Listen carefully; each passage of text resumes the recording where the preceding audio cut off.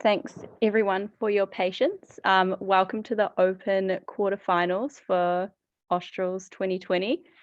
We have two truly excellent teams facing off. On the affirmative, we have IBA Dhaka 1, and on the negative, we have Ateneo 1. They will be debating on the motion that we should allow parents to sell shares in their children's future income streams. Without further ado, if nobody has any urgent issues to attend to, I'd like to welcome up the first affirmative speaker.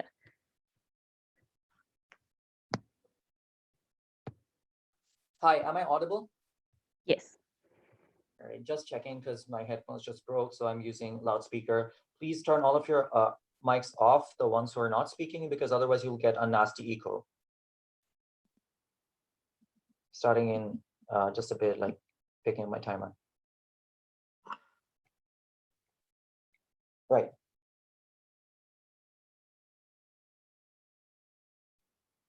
Let's go in 3, 2, 1. In status quo, we allow parents to take overwhelmingly a lot of the decisions that leads to the upbringing of a child. And what we're going to propose today is that this is just an additional and increase in option that makes the lives of these parents and their children overwhelmingly better. And we think that if we can prove that this is principally all right and very beneficial to their lives, we've won this debate. First, what does this process look like? So this is basically a profit sharing thing.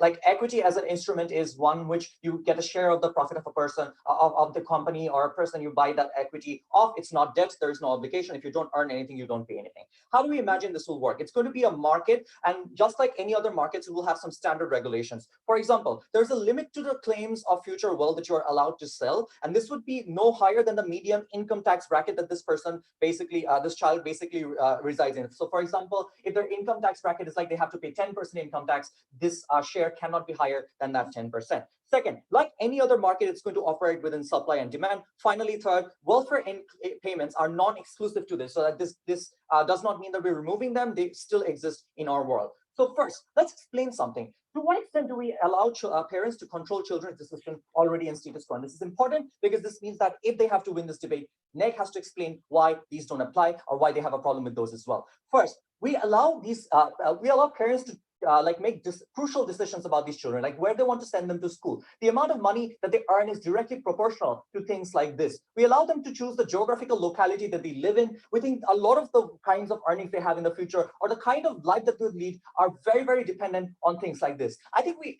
essentially allow parents to decide a lot of things, an overwhelming amount of things about their children's lives. So I think in principle, they have to show to us why this is so hugely different.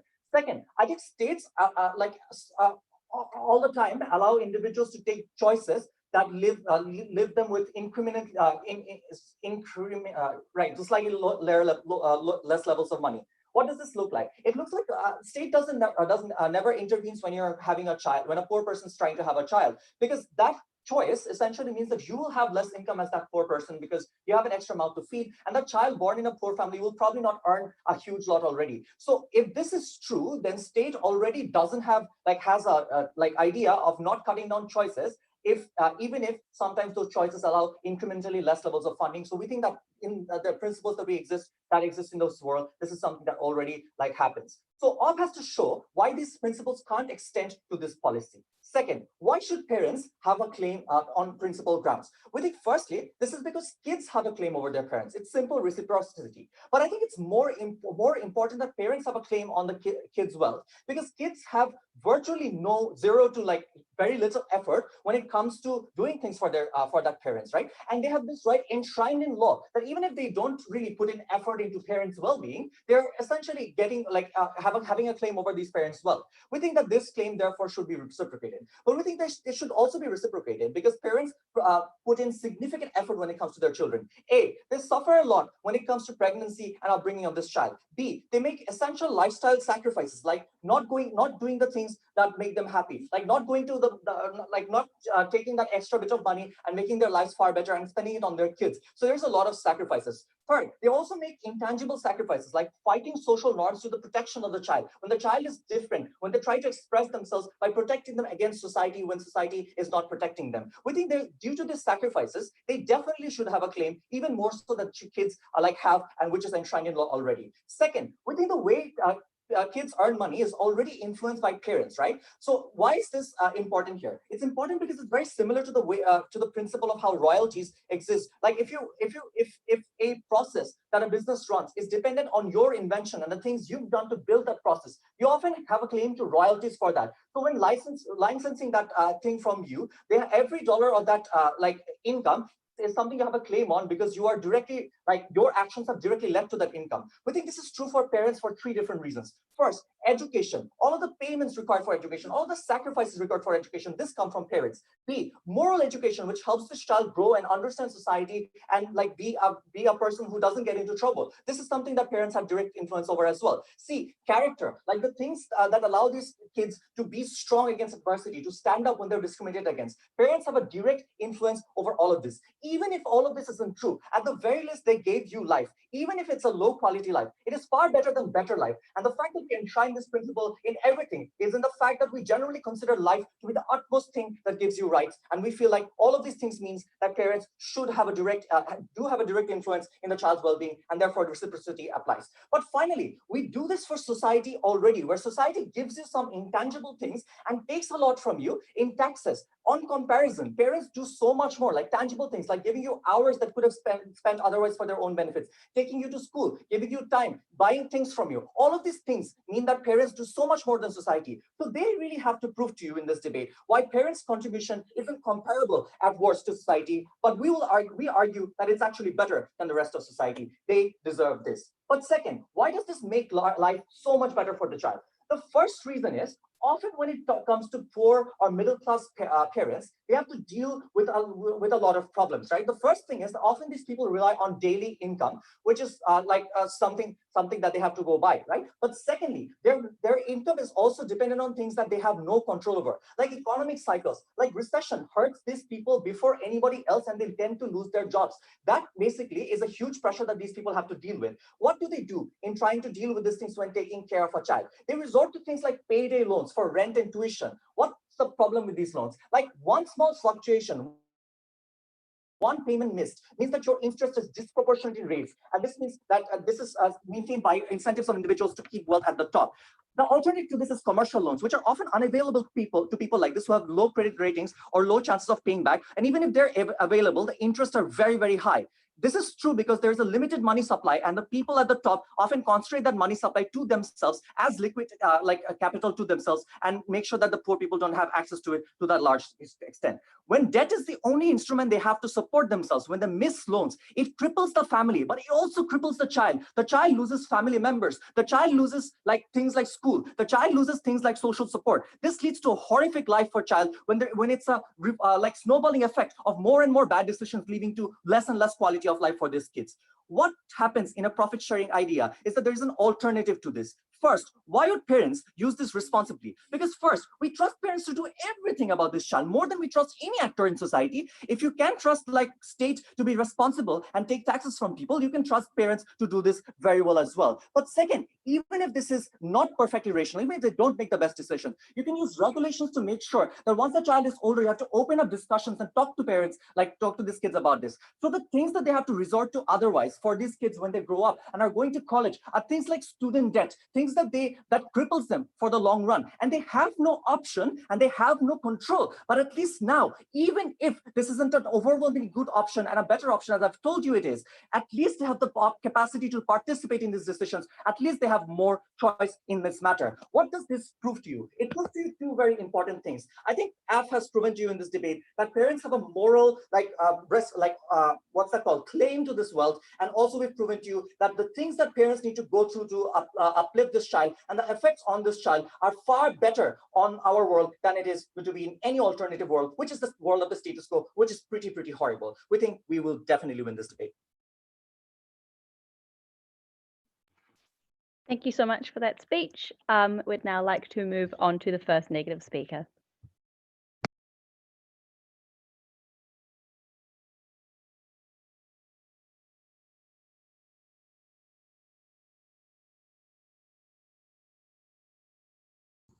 Hello, am I audible? Yes, you're audible. Okay, hold on. Let me just fix my papers.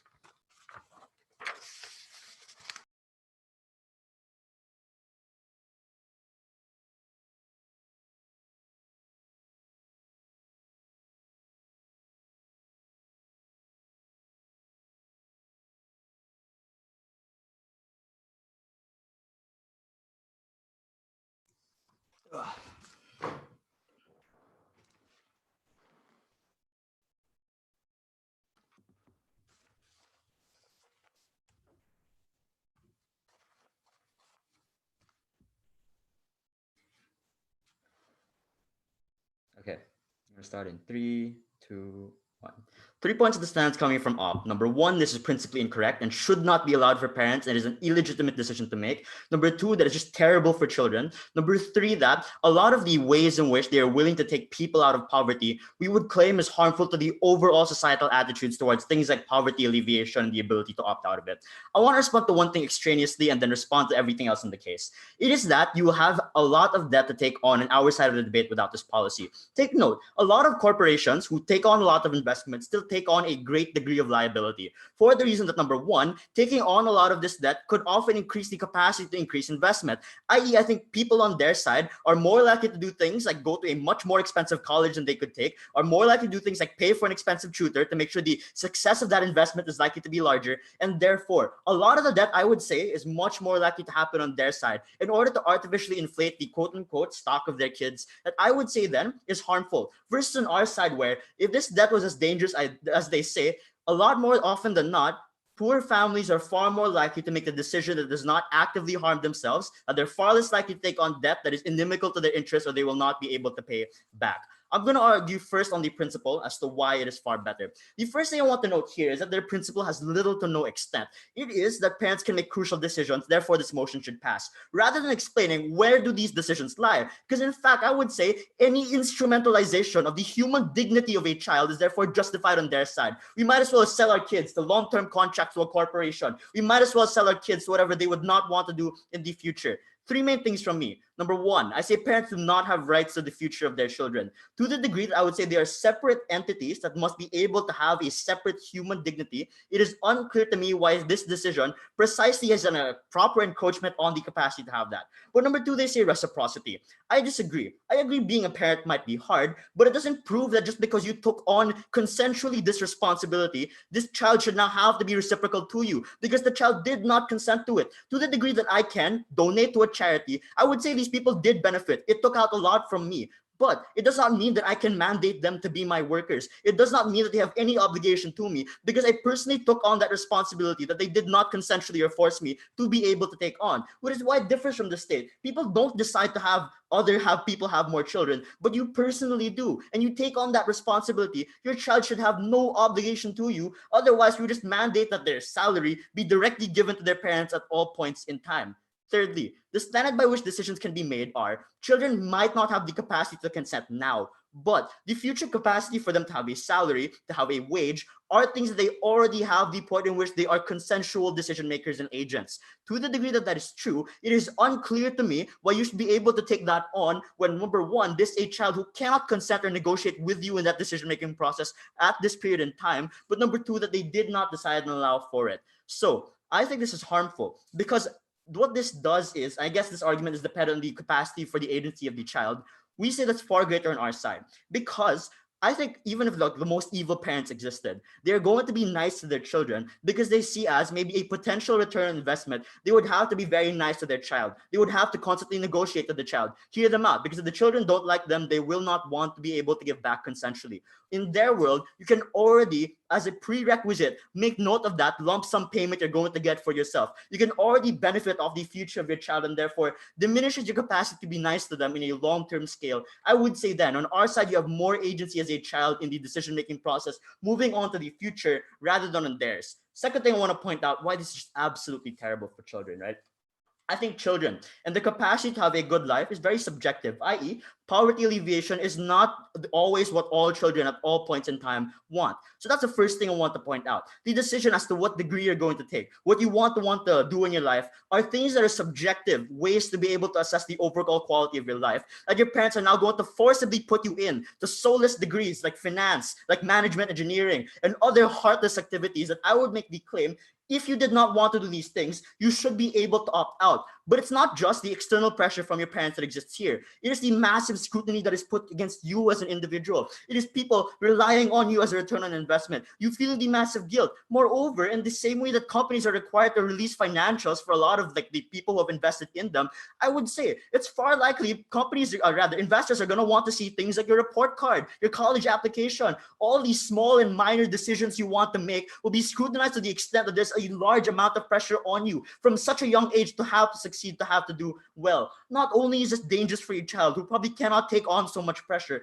but more so, I would make the claim that it is simply much harder for a child because all the decisions they make are going to be geared towards what is most optimal for making them rich in the future. Things like maybe not choosing to hang out with friends because you have to study at a regular basis, not wanting to do things like enjoy life, want to do the more subjective ways to enjoy life as a kid, like play, like want to do other things like read books, etc. Instead, want to have to go to private tutor sessions regularly on a daily basis and not want to live a good childhood. The last thing I want to note here is that this deal will probably not be very, very cheap, right? It's things like the short-term bias for the lump sum of money versus the future investment that you're more likely to value that lump sum of money. But moreover, because it's a risk, because people will say you probably don't have that larger chance of succeeding. And if they say they're going to have all these regulations, every increased regulation is a diminished capacity for people to have agency over this like poor individual succeeding, and therefore overall harms the capacity to want to fund poor individuals, right? So it is things like you coming from a low socioeconomic background, having diminished chances of success. That means that it's far likely that this equity is probably going to be very cheap, or they're going to ask for a large amount of it, even if they give you a decent sum of money. So things like 50, 60% of your future wage. More so, it's the fact that the supply is large. The fact that there are many poor individuals that you could opt into could always justify that in any degree of private negotiation to say that I'll just go to someone else, and that overall makes a race to the bottom for poor individuals who are desperate and says, fine, 60%, 70% equity, just give us this money, we want to pay for this education. I would say this is dangerous because the future capacity of the kid to succeed, assuming that was the goal, are things that are still unlikely that they will benefit from. Lastly, how does this change your attitudes towards poverty alleviation? Take note, not all poor children will benefit from this. It is probably going to be the very smart, high IQ, poor individuals who are going to be invested in because that gives you the maximum amount of success, right? 3 reasons that's harmful. Number 1, you diminish the political will for things like public education because the parents who would have otherwise wanted greater funding for these things now have an opt-out and instead want to get private funding. Secondly, I would say the narrative of individual meritocratic success, that if you work hard enough, if you stop being so lazy, you will get out of poverty because now someone can invest in you.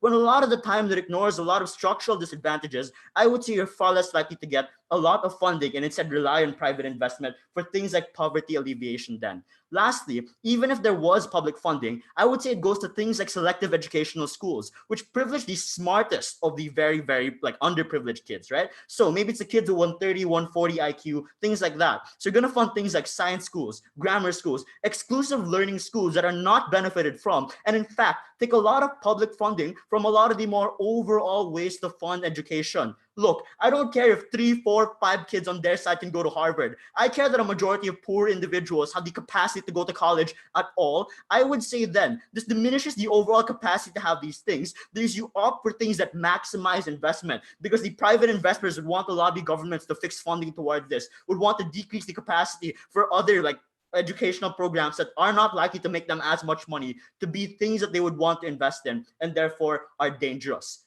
Look, not all poor individuals will be benefited by this policy. I'd rather all of them have a significant degree of benefit than some a large amount. I'm very proud to oppose. Thank you for that excellent speech, and I'd like to welcome up the second affirmative speaker.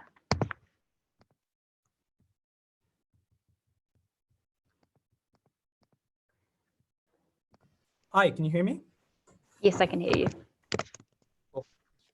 Cool.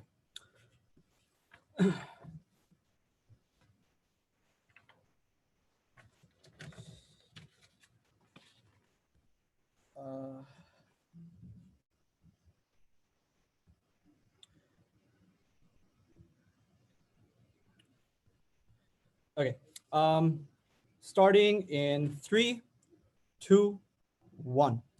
Guys, we allow parents to make a lot of weird choices all the time. I was made a Muslim by my parents. I never chose it. But the line we draw is abuse. We don't allow parents to literally hit tangibly a child to a point of irreversibility. But you know what? Like, we also allow irreversibility. Like, religion is largely irreversible. I can't opt out of it. I internalize the fact that being Muslim is great. But the reason why we have regulation is so that threshold of abuse doesn't exist, which is why a lot of the harms that they say are cop-outs. They apply more when you can exceed the median tax bracket and have an additional ability to influence. We as a state regulate parents' actions all the time. When we take away children being abused, we think we can do that by setting a limit already. That model that they crucially ignored undercuts any of the benefits of their side. What do they alternatively say? Number one, you're likely to take more things, and therefore you're likely to be more risky. Like, you'll do debt and equity at the same time. Two responses. Number one, we think that's a good thing in most cases because that would increase your probability of success, increase your ability to compete with the absolute top. So therefore, you're not privileged, only success, like only the privileged don't get success, but you can compete against them. But second, we posit that most parents don't want to take debt. This is because debt is a choice of no options left, where you don't want to enter a risky equity market where markets are changing all the time. You have to take on debt because it's predictable. That's a general South Asian mindset that makes you take loans, or the student mindset when taking on student debt. The incentive to get stability, predictability, and not have risk is the reason why we opt into debt. The problem is we change that when we have this option. This is because, number one, payments are not mandatory. It is based on whether you earn income or not. Number two, it is not subject to external circumstances where you lose your income because you lost your job because the economy is shit and therefore have to pay disproportionately higher interest rate by missing payday loans, but are conditioned to accept those low incomes and therefore adjust payments accordingly. But number three, at the very least, give people choices. And those choices are meaningful when it comes to parents. There was no response. What did they respond to us by principally saying? The first thing they said is, you can never instrumentalize children. This is hilarious. Three reasons why. Number one, the very fact that you gave birth is an act of instrumentalization. This is because the moment you use your child for fulfillment, the moment you have almost autonomous decision-making capacity over another human body for 18 years, that is enslavement of a child, which we allow all the time. You cannot cop out and say, yeah, we can reverse it after 18, but you literally have a slave for 18 years, so principally you allow it. Number two, the very fact that you gave birth means you sold your child to the state. This is because every single dollar that he earns is going to be taxed in the future. So yes, you are instrumentalizing your child. Number three, this is based on the presumption that life has no moral obligations to others, i.e. if you see someone poor in front of you, being forced to give money to that poor person is instrumentalization. We don't think we live in a world where you have no moral obligations to anyone else. We frame this by saying, if you have moral obligations to others, your moral obligation to your parent is significantly higher than any other actor. There was no response based on why you have no moral obligation to anyone or why this obligation is not higher to parents. The next thing they say is, but you weren't consensually born. Number one, consent is value neutral. This is because, yes, sometimes you weren't born, but sometimes you get benefits of lottery of birth that are arbitrary that you get without consenting. So it goes both ways. Number two, if they had to consent, hypothetically, I assume most people would prefer life. This is based on the analogy. When you see a poor child die, you feel a lot of remorse, a lot of regret, because you're like, an early death, that's bad. But if an old person dies, you don't feel that bad. The presumption is the longer you live, the higher the net positive utility to you. And therefore, any life is better than no life because life is a net positive utility. So consent, assuming it's vague, as long as we give you net positive utility without taking consent, I'm sure most of us would be happy to live in Singapore, even if we can't vote, because it's a great country to live in. That's why, ladies and gentlemen, the principal stuff is severely non-engaging to the kinds of stuff First Affirmative told you, where we allow parents the decision to influence your income based on school, geographic locality, or when we allow poor parents to give birth to children, when we know they won't earn as much money, but we still allow them to do it. Why is this any morally different? It is their burden to show this is different. They can't just claim principles when the principles they've already conceded to exist in the status quo. Number two, there was no response to why parents don't have a claim over private property when children have a claim over parents. If it is based on the effort in that relationship, surely parents are putting in more effort. Even if they're bad parents, they gave life to you. Number three, there was no response to why taxes are something that is morally acceptable, but money to parents is not. Those principles are good enough to win us this debate. This debate won't even go into consequences. Let's go into consequences, however. They say you're going to negotiate with your child and, treat it like shit. 3 responses. Number 1, I think this is value neutral when you compare to the vast majority of parents that care about their children because of biological genetic attachments, that feeling in your heart that says, this is mine and I really want this guy to succeed. Number 2, you still have an incentive to treat this child well, because unless you give the child good education, unless you give them good treatment, the lump sum you generate is also going to be lower in the market. So ultimately, you have an incentive to treat this child well, either because you naturally care about it because you can't control those feelings, or because you have a monetary incentive that you're likely to benefit off of if this child does well. The next thing they say is, oh, but yeah, the definition of good is going to change to finance instead of art. Number 1, poor people pressurize their children to enter finance anyway. I'm a victim of that. This is because pressure is greater when you have fewer options and greater risk, which means the moment you're poor and you're indebted, you're more likely to suffer when this child enters art because this debt is going to be taking away your assets with no contribution. The nuance is, after getting an investment, there is no control the investor has over your decisions because the lump sum payment has already been made. But in a debt instrument, the collateral is something that they continuously have a claim over. It's mandatory, it's not dependent on income. So they can influence the decisions you make coercively through state actors. This uniquely doesn't allow any more influence. So maybe you get lower money at some points, but the decision-making coercion of the external actor is less. The last thing they say is you will lose political will for public education. Number 1, we think taking away welfare is something that we can model is not going to happen. But the logical reason behind this is because states want to cater to as many people at the same time. This is because they depend on votes, which means you need to cater to the most vulnerable and not leave many behind, because quantity matters more than individual quality when it comes to a state. So states are more likely to prioritize the most vulnerable. Secondly, your ability to use money is premised on the facilities that exist. So if you have money but have nothing to spend it on because the school doesn't exist, what the fuck are you going to do with the money, right? So what you're going to ultimately do is, even if it is based on the monetary incentive, pressurize the state to have things to spend money on in order to ensure those facilities exist. Let's blow this away with positive material. We think this world right now is currently semi-urbanized, which means there's limited ability to grow urban areas, like cities like Dhaka and Mumbai are already concentrated.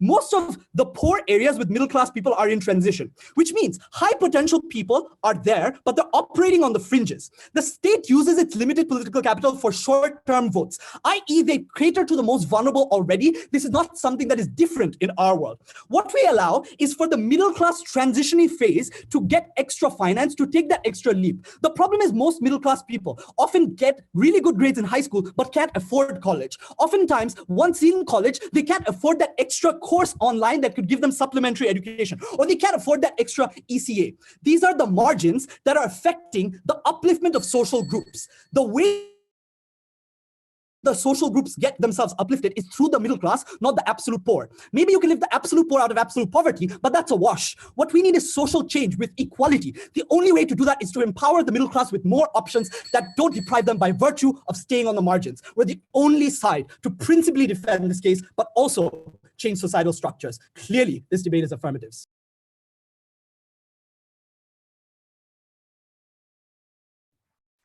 Thank you for that excellent speech, and I'd like to welcome up the second negating speaker.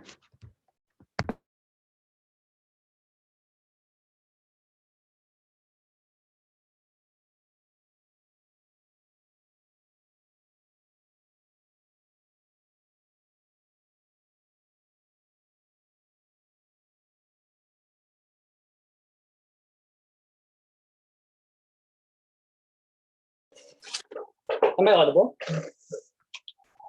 Yes, you're audible. Okay.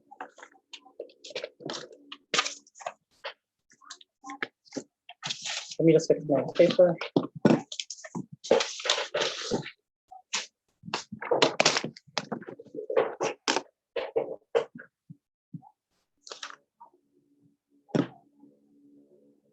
There are 2 ways negative can take this debate.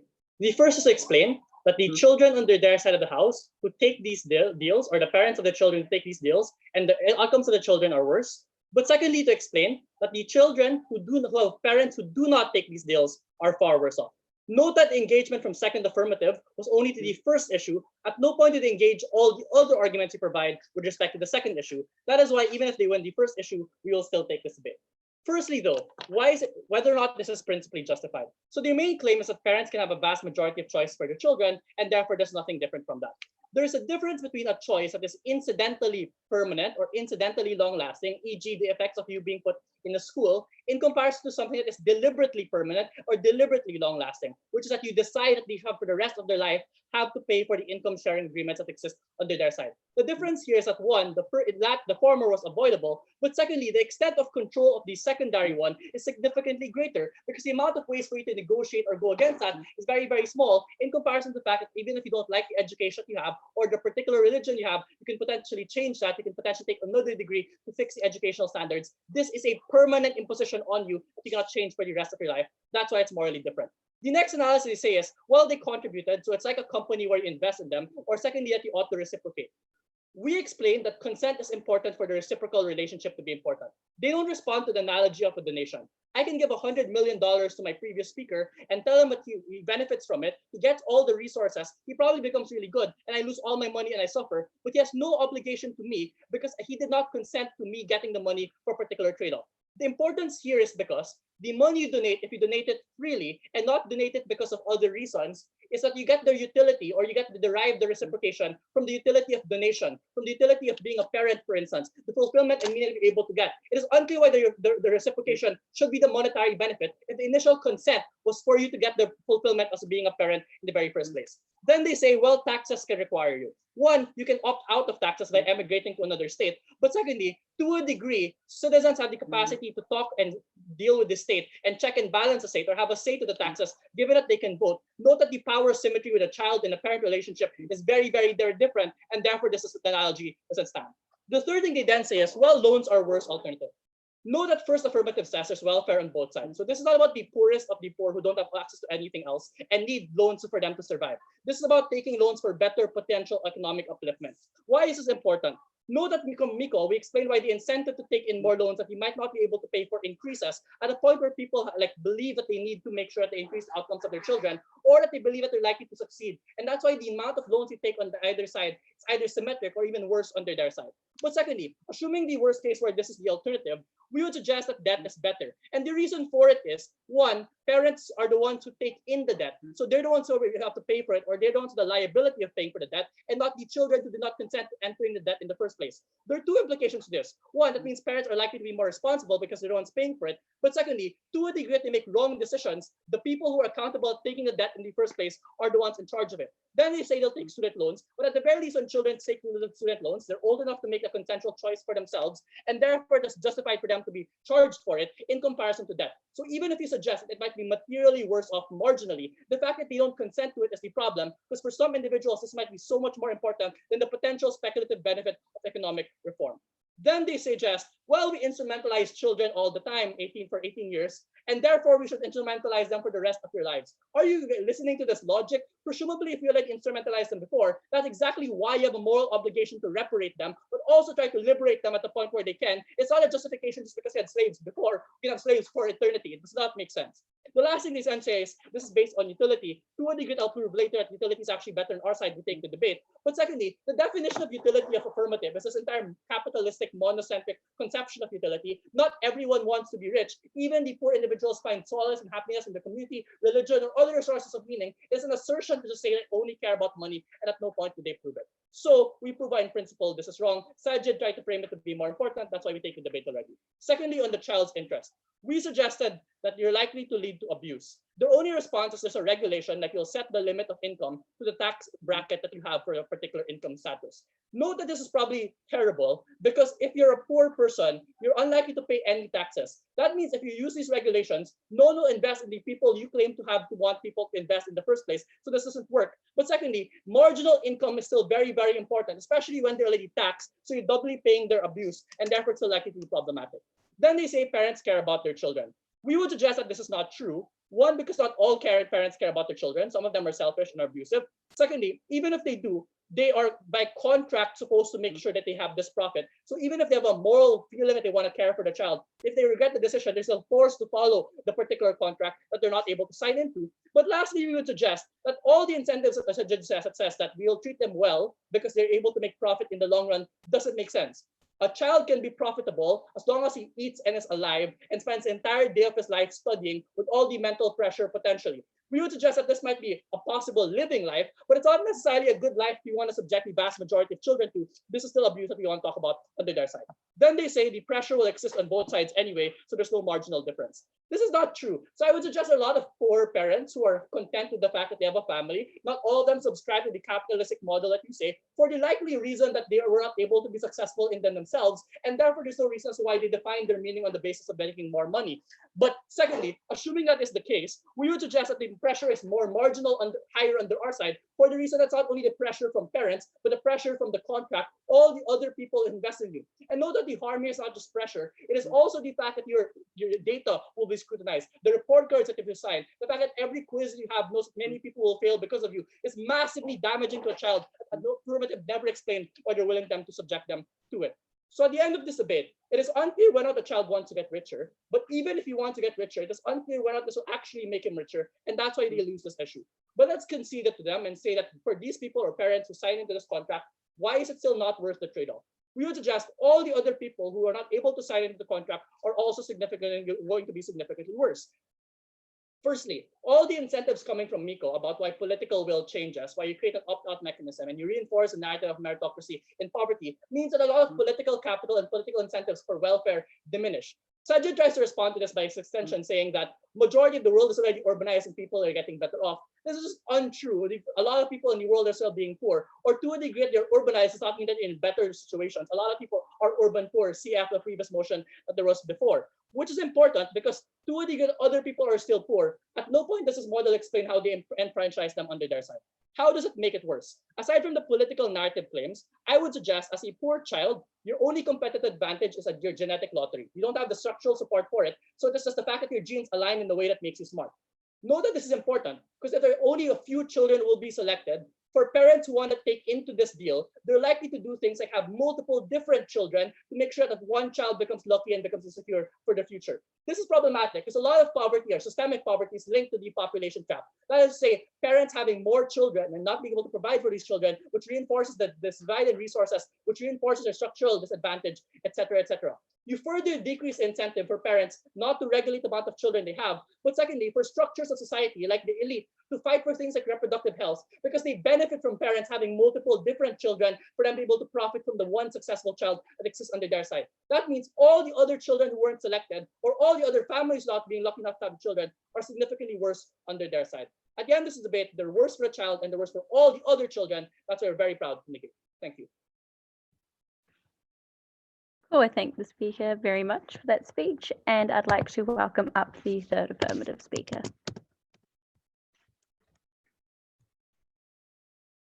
Can you hear me? Yes, I can hear you. Great. Just give me a couple seconds to arrange my name.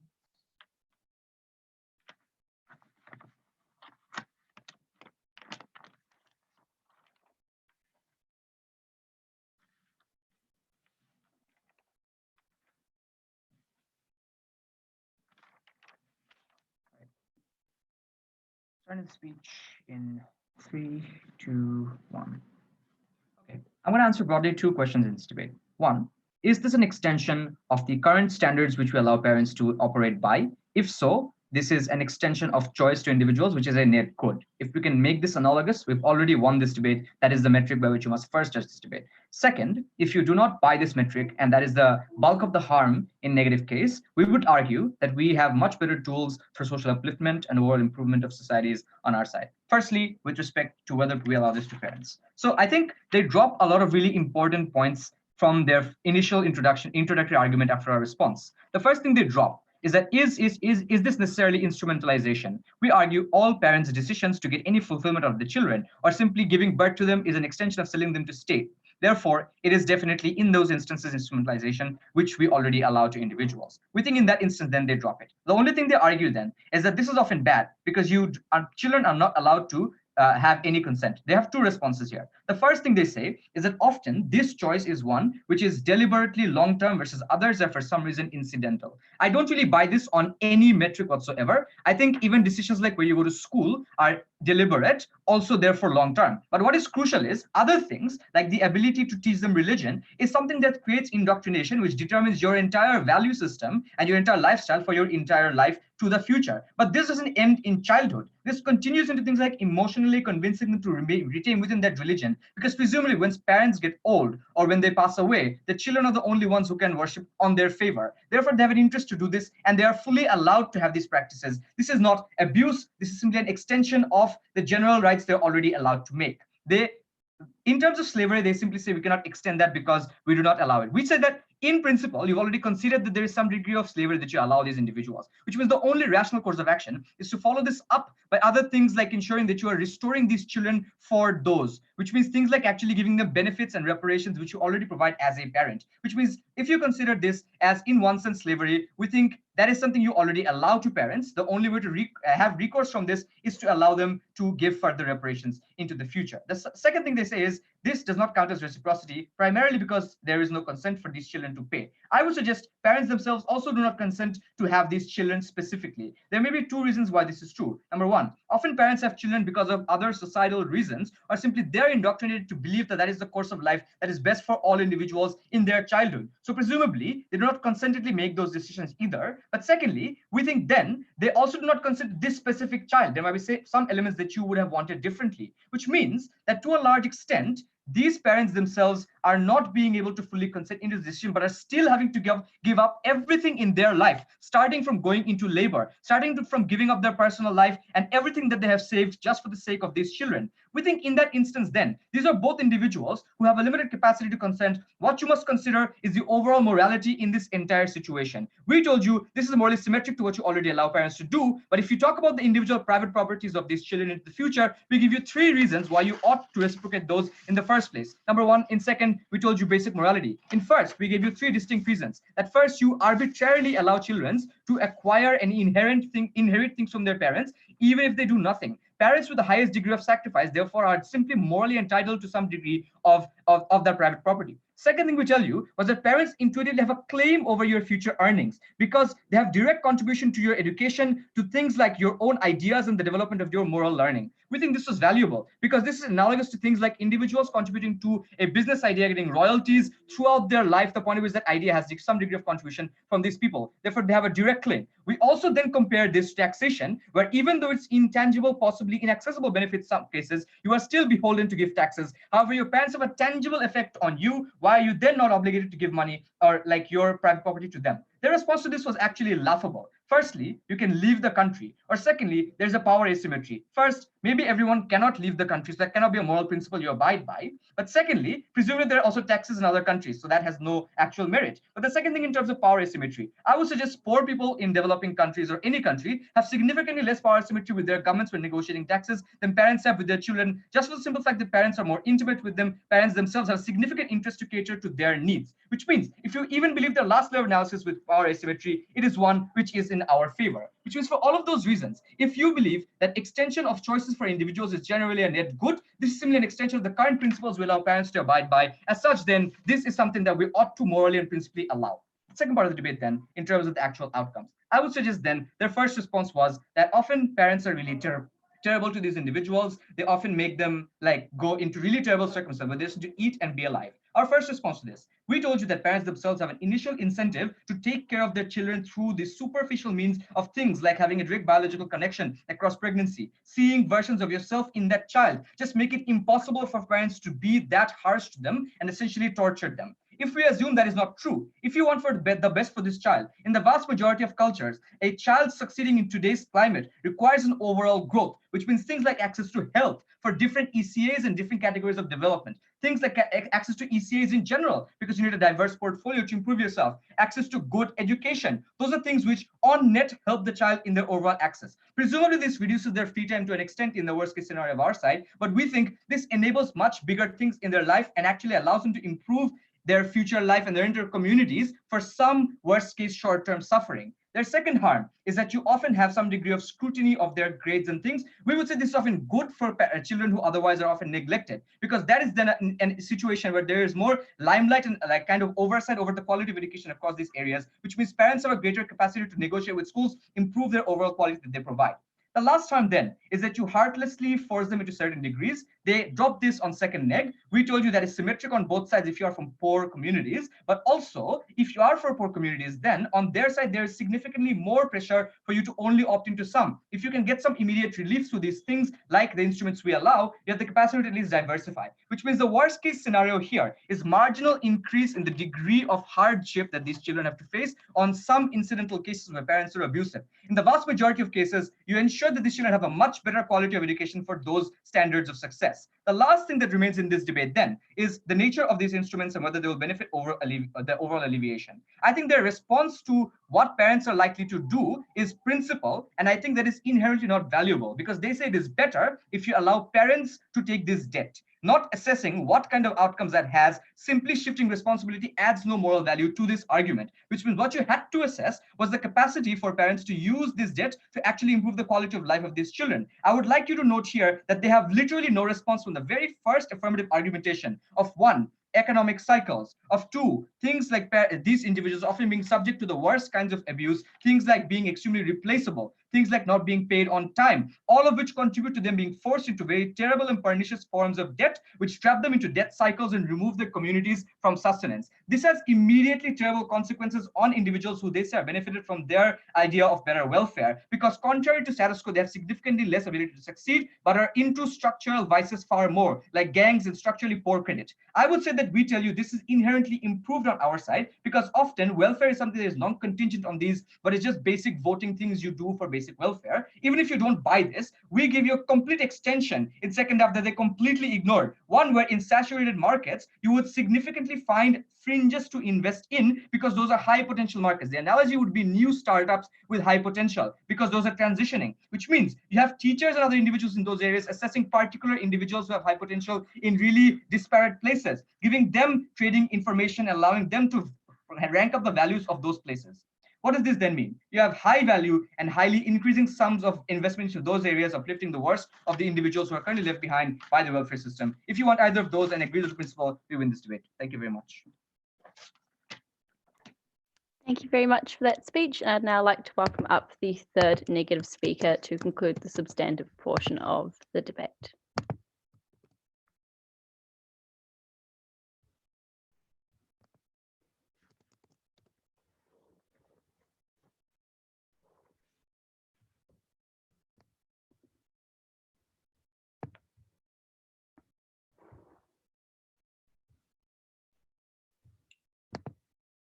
Hello, let me seen and heard. I can hear you. Now I can see you. Yeah.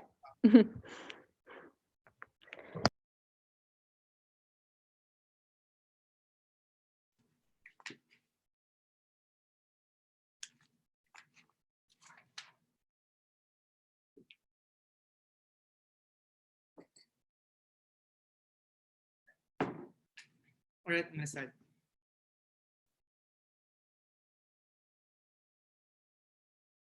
Three, two, one. Three issues in this debate. Firstly, where are we principally better off? Secondly, where is the education system better for everyone, even the children not affected by this policy? Thirdly, and lastly, where are the children in these impoverished families that are helped by this policy better off? First, where are we principally better off? They said it's akin to taxes. It's akin to you being sold to the state the point at which you're born. Firstly, you can opt out of taxes, right? You don't need to go all the way to another country. You can go to a special economic zone where there's no taxes. You can go to certain areas without taxes and all of those things, right? So it's very easy for you to opt out of it or to opt to different levels of it. Secondly, you have a capacity to control the state. Your ability to vote means that you have the capacity to control how much taxes you get and all of these things. This is like more so in local areas and all these things, but even extends to the larger areas. On their side, this capacity, this like loop mechanism doesn't work, because the point at which you're in a contract and you have a set amount of money that you need to pay back to the investors or you need to pay back to your parents, you have no ability to control that. You have no ability to negotiate it on their side. So it's highly not akin to it. Third level of response, it's about the timing, right? Even if the state could get your future income, they can only get your income when you're already 18, when you're already older. The state can't go to you currently, sell a share of your future income to someone else and allow that person to control you in the future. They can't take advantage of you while you're a child or instrumentalize you while you're a child. Last level of response. Even if you assume that this is a harm and this is bad and the state is doing it, they never prove the justification for why it's okay that the state was doing it or these taxes exist or they're taking advantage of children, if that's the argument. It doesn't mean because this bad thing is happening, other bad things that are like it could happen as well. They never give the principal justification for why that was so. The next argument or principle that they give us is children owe their parents reciprocally. We told you firstly, the child didn't consent to this agreement, but more importantly, the parents consented to this agreement. They didn't really respond to the parents' consent except in the previous speaker in a one-liner. They said the parents were likely indoctrinated into having a child. This is highly disingenuous, right? Because parents are rational individuals. Likely they're adults, likely they're old enough within their culture or realm to be able to decide whether to have children or not, right? So they aren't just decided, they aren't just forced into the decision by the narratives of other people. They likely were able to have critical choice and a rational thought about whether they should have a child or not, and they decided to have that child in that scenario. So yeah, we don't know why that makes sense. The parents still decided to give this choice. The next thing they said is, any life is better than no life. You're giving a benefit to the child, therefore the child owes you. Firstly, just because you benefit someone doesn't mean they have an obligation to you. If I gave you a donation, it doesn't mean you need to do something back for me or you need to do all of these things. It's the point of the matter that the other person didn't consent. Even if you give them benefits, they don't owe you anything. Secondly, they only think any life is better than no life because that's the bias of people who are alive like us currently, right? If you're looking at it from a strictly not in life, not biased standpoint, a person that lives in a poverty, like what they're saying, this motion will affect, are people who likely don't get a great deal out of life, right? They likely don't get the food that they want. Likely they long for a life that they can never have. Likely they have a deal with a great deal of suffering and pain. We don't know why that life is like worth living from the perspective of someone that isn't biased with that life. Thirdly, even if you did have an obligation to the other person, this is assuming their principle, even if you did have an obligation, the other person shouldn't be able to decide how you go about giving back that obligation to them, right? Notice how pernicious that logic is. That's the logic used by abusers. You owe me as a parent, therefore it's okay for me to hit you. I gave you the promotion, therefore you owe me sexual favors, or all these things. Even assuming a mutual principal obligation exists, you as the individual who has the obligation should be able to decide how you go about giving back that obligation to the other person, right? So even if there's an obligation for reciprocity, the child is the best arbiter for how that obligation should be met, because the child knows the quality of how they were raised, how they were trained, how much they likely owe their parents, if they were abused or not, or all of these things. That's how much you're going to give back to their parents. Secondly, it's just like, it just makes more sense, given the dignity that the person has, that you shouldn't be able to make those decisions for them, even if you assume their principle. So given that, their principle likely already falls. But the next thing they said is, you're responsible for your child's success, so you deserve royalties.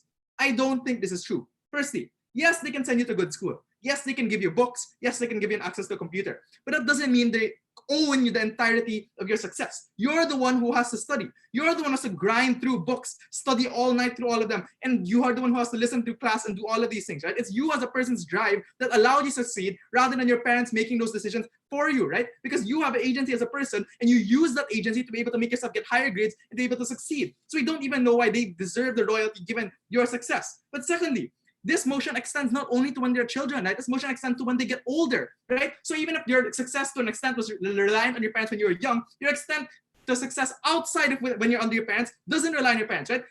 What jobs you applied for, how hard you worked on those jobs, how much money you invested in, what you invested your money in, how much you studied outside of like being 18 and all of these things, right? All of those things are based on your own agency, not reliant on your parents at all, but you would still need to give money to the people that your parents sold shares to in the future. You would still have your agency being cut off in all of these situations. Even if they're responsible, the child isn't a product you can just get royalties out of, right? The person has dreams, has pursuits, has other things. They're their own person, they have their own human dignity. Controlling them when they're over 18 through selling shares of them, it limits their agency of an adult. It limits the ability of the decisions that they're able to make, and it harms their dignity as a person to be able to pursue happiness and do everything that they want to do. The last thing they gave about like what's principally justified is religion. Religion carries on until you're older, therefore it's fine. We don't think this is true. Social influence is highly different from the contract financial incentives that exist in this scenario, right? Religions, firstly, aren't like as costing you. They don't directly get money out of your income. You can decide how much you opt into religion. You can decide like how much you go to church, how much you pray, and do all these things. Secondly, you can opt to leave religion, right? You can opt out of it once you're 18 or once you're not with your parents anymore. I don't know why that's true on their side, but people aren't able to opt out of it because it's a contract, because they're required to keep paying those things and do everything. This shows you we comprehensively win the issue. On their side, they limit the agency of individuals and they have no principle like backing for how to do it properly. Second issue, where is education better off for the children? Because this is where an issue where we already win the debate. We heard no response to this. We told you the political will makes the education system so much worse for everyone else. Firstly, the people that would have pushed for educational reform, making public schools cheaper, no longer need that because they can already sell shares of their child to fund their education. They won't be lobbying the government for it. Secondly, you strengthen the narrative that the poor should work harder rather than the government should change things to make schools more accessible because they can say, oh, you should have just sold shares for your kid so you could afford this school. So thirdly, there's huge price inflation for schools, the point at which everyone's paying huge amounts for it because of the shares, the point at which the price goes up. Lastly, there's special incentive to give funding to specialized schools because these people are the ones lobbying the government now. What does all of this mean? This all means even if you assume their benefits on their side, you make it worse off because they harm the agency of all the other people that exist outside of this deal. The point at which schools get less funding, get less lobbying power, get all of these things is the point at which a lot less people are able to access an education. And a lot of poor people are forced into selling shares of their kid just to be able to send them to school. And it's extremely harmful. And we think we win the debate based on that. Last issue, where is this child better off? They said the parents fight social norms for the kid. They do everything for the kid. You owe them reciprocity. Firstly, this is not all parents. This can't be asserted. Many parents force their children to abide by social norms, force them to be straight, force them to abide by certain genders, decide what's acceptable for them to do or what's acceptable for them not to do. Secondly, the parents that use this policy or make use of this policy are likely to be the bad ones and the more abusive ones. Why? They're willing to trade off their child's future. It doesn't sound like the savior parent that's willing to do everything for the child on their side if they're willing to sell shares of the child's future. Thirdly, even if they weren't bad parents before, they're likely to be bad parents now. Because they need to sell shares of their kid, they need to make it look like that child will be successful. And because of discrimination that exists in society, it's likely that they're going to force their child to be straight. They're going to force their child to have childhood hobbies that are acceptable, like not debating. They're going to force their child to do things that they feel like is justified and force their child to abide by social norms. So even good parents on your side are forced and have significant incentives to be bad parents and be more pernicious parents towards his children. The last thing they said is the family will be forced to take loans. Firstly, those parents consented to take those loans. It's the choice of those parents whether they want to take those loans or not. Secondly, they will also likely take loans on your side, so it's completely symmetric. Because the point at which you need to make your kid look good is the point at which you take on loans so they can get tutors, you can give them to good schools and all these things, just so you can get better investments for them and all these things. More than all of this, no response to arguments, but right, a child's likely to be traumatized by the situation, especially given the history that they say. They just said it happens already. That's not enough to prove why it's not okay for them on their side to make it happen more. Thank you. Thank you so much for that. And I'd now like to welcome back the negative leader to give the leader's reply.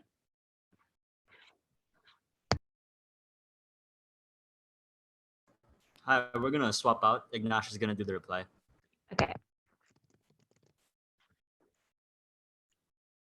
Hello. Am I audible? Yes, you are audible. Okay.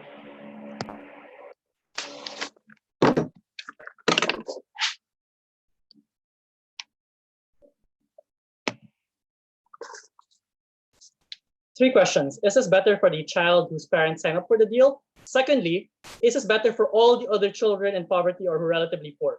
Note that the second issue, despite being flagged from first to third negative, had no response from the previous team. And lastly, the principal. First, is this better for the child?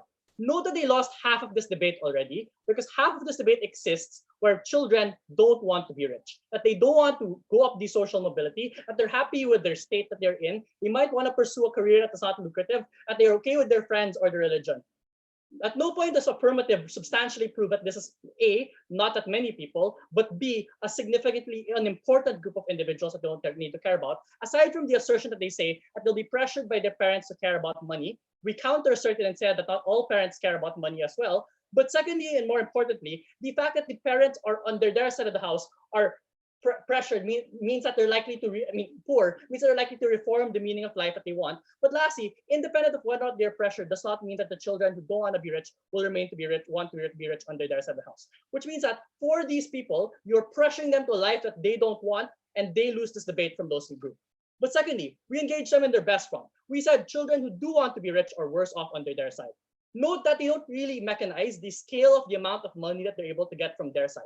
We explained that this is likely to be small if you're talking about poor or middle-class individuals because their likelihood of success is small, and therefore they either demand very, very high amounts of equity, which government side is not willing to give. So they have to make sure it's only very small lump sum payments. At no point did they explain why the amount of lump sum payments they're able to get is that marginally important. But secondly, we suggested this comes at a trade-off of a constant reduction of your income, constant reduction of your wealth, So if you add up the potential small lump sum to the potential wealth that you're taking away, it's unclear whether that is more. But then they say, well, debt is a worse alternative. Note that we responded to that in two fronts. We said, one, the worst case where parents take in more debt, we would suggest that is fine, even if it leads to materially worse outcomes, because it's the parents taking into that. But secondly, the fact that the parents have a greater incentive to take in debt in the affirmative bench when they want to market their child, when they want to make their child look more profitable and sell them, and therefore debt, assuming it is worse, it's actually more likely to happen on their side. We want the issue of risk to pressure because their only response is that pressure already exists. We suggest that this is mitigated by their own analysis that parents right now are nice, but at the point where there's a contractual obligation forcing them to have pressure and their exogenous sources of pressure, e.g. the contracts, e.g. the reporting, they become worse. This is why it is unclear whether or not they win the issue of children who want to be richer. If you're uncertain about that, then you should side with the other children who don't want to be rich, but are forced to life of happiness under their side. Second issue then, does this cause third-party harms? There's no mention from their speech any response to this. I'm pretty sure Sajid will try to rebuild responses, but I don't think you can credit that at reply. Why is this important? We suggested that there's only a few people who will be taking this deal. The vast majority of children will not be taking this deal because they're not going to be invested in, and therefore the vast majority of people are stakeholders in today's debate. We gave you multiple layers of analysis as to why this is true. One, that political capital decreases because you have an opt-out mechanism, you increase the narrative of meritocracy. Secondly, that the funding for education changes because you recognize that you can fund specific schools where rich people fund specific schools where these children are studying, and you want them to be competitive, so you want all the other children not to have access to these schools. But lastly, the poverty trap, the claim that children, the parents, and other people who are lobbying for things like reproductive health have less incentives to do so because now they profit from a multiplicity of children, profit from the birth lottery, or continuously rolling the dice in the birth lottery to allow more children to be born under their side. That means all the other children who are not selected by this policy are condemned to a life of suffering, condemned to a life of poverty, and that's a harm that they're not able to engage with. Lastly, in principle, we dealt with comprehensively why it's not analogous to a lot of things. But the final note on this is even if they're able to prove it is analogous to some things, like how we instrumentalize people as they say, that doesn't provide this is justified. We explained that the autonomy and liberty of a child is more important because any utilitarian outcome is only subjectively valued unless people will it to be valuable. And that's why the principle still stands. But even if you believe it's principally justified, it doesn't explain why they should do this policy at the end of this debate. For all those reasons, then, we're very proud to negate. Thank you.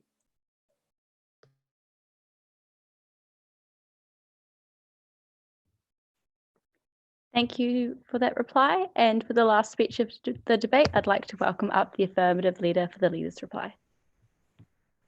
Can you hear me? Yes. Cool.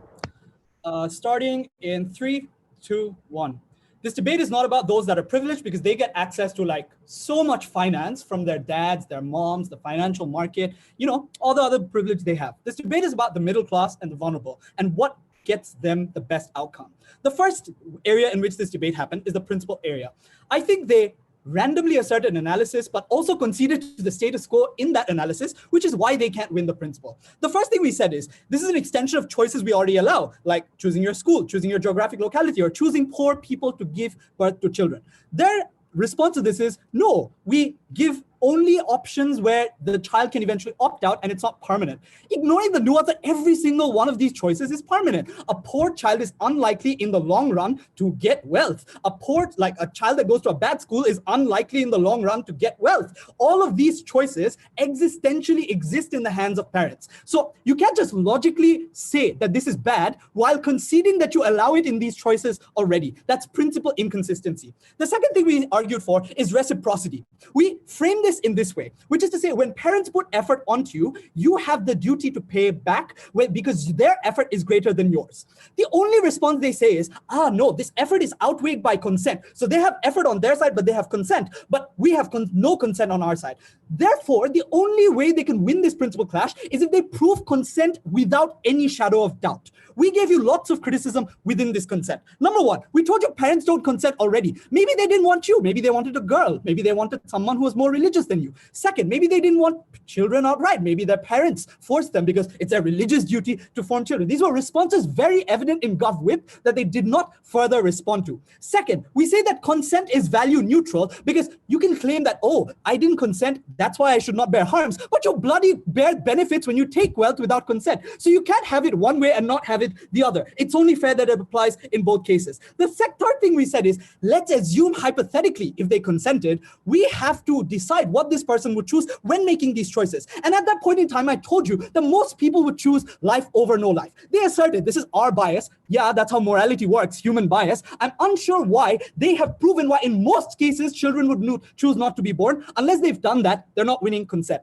The second thing they try to run with is instrumentalization. So what they say is you can never instrumentalize children because at certain points in time, this becomes slavery. This is a way of reparation. The frame we gave you was, there are perpetual ways in which you're enslaving the child forever. The only response was, yes, sometimes you can opt out of tax, but that's consequential based on context, not a moral principle that applies regardless of context. That's how you should value it. But secondly, this is crazy logic. We can allow slavery for some time if we reparate in the future. By that logic, we should allow slave contracts that can give you lots of pension in the future. The reason why we allow slavery right now is because we trust parents to make good decisions. That was the thrust of our material, which is that they won't abuse the slavery rights that we're giving them by virtue of the power. We also analyze why the power distance between you and the state is greater than you and the parent. Therefore, the instrumentalization is unlikely to be abused. It's something we already allow, and it's an extension of that. This obligation applies. They never proved why it does not. So unless they have, like, you buy some material which is principal concession but still has analysis, you can't give them this debate on principle. The second reason we win, and this is quite clear, is the comparative of outcomes. The reason why we win is, while they prove some benefits, they just forget the comparative is debt, right? Like debt. We've said it again and again. The only response to this was, you'll take both. But like, obviously your capacity and your need for money is finite. One thing that you have will offset another. Second, we also told you that this allows diversification, something that they absolutely did not respond to, which is your debt risk is offset when you have equity. That's how all financial investments are made. No response. Which said that this benefits the most middle-class individuals that can socially uplift their communities. Their response was, oh, but you forget the poor. But the poor are, if they are in great quantity, give many, many votes. There's no incentive why we should exclude them to the point where welfare just goes away and we invest in private schools. It's crazy logic, right? This makes no sense when a government depends on these people to vote for them. Like, this debate is really clear. We should win on all counts. Thanks for that. The judges, I believe, are now going to